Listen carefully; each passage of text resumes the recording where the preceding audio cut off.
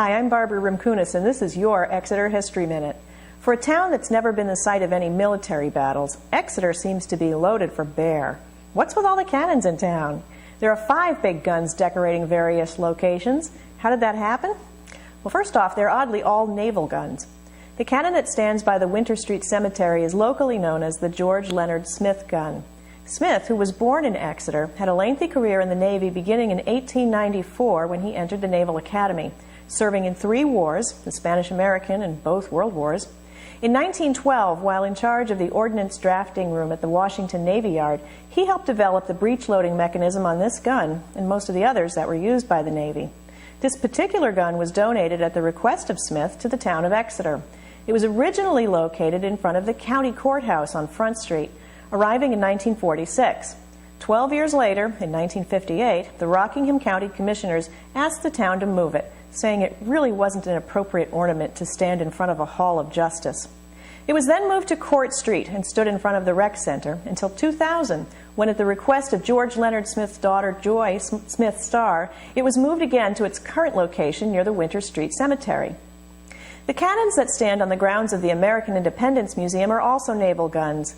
After the end of the Civil War, the Navy had a lot of surplus cannons that were considered obsolete. These were offered to municipalities and veterans organizations to serve as monuments.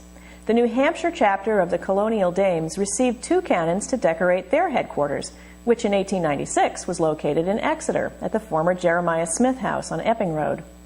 When the headquarters moved to Portsmouth in 1914, the cannons were given to the New Hampshire chapter of the Society of the Cincinnati and moved to Water Street. Now, this may be a bit confusing, but the Society of the Cincinnati was instrumental in the creation of the American Independence Museum, both of which are dedicated to the study of New Hampshire's involvement in the American Revolution. The cannons, however, are from the Civil War. They do look great, though. Next, we'll look at the cannons at Gilman Park, but we're out of time for now, so you'll have to watch part 2. If you need a break between, check out our website at www.exeterhistory.org.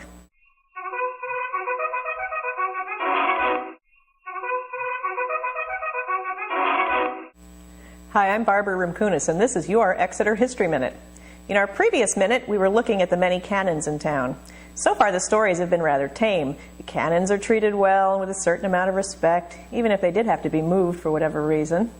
The cannons at Gilman Park, however, haven't been quite so lucky. Gilman Park was donated to the town in 1892 by Daniel Gilman, a local entrepreneur. When the Navy offered obsolete Civil War cannons to municipalities in 1896, the town quickly applied for 2. The Navy sent 3. 2 32-pounder cannons and 1 enormous Columbiad, a monster weighing 16,000 pounds. The gift also included 69 cannonballs. In spite of the fact that the cannons were considered unusable by the Navy, they were only given with the understanding that they might be recalled by the government if needed. Although there was talk during the Spanish-American War of moving them closer to the Squamscott River for defense, they were never moved. I guess the Spaniards weren't all that interested in invading Exeter, New Hampshire. However, if you go to Gilman Park today, you won't find 3 cannons and 69 carefully stacked cannonballs. Gilman Park is tucked away outside the downtown and has had a bit of a problem with vandalism over the years.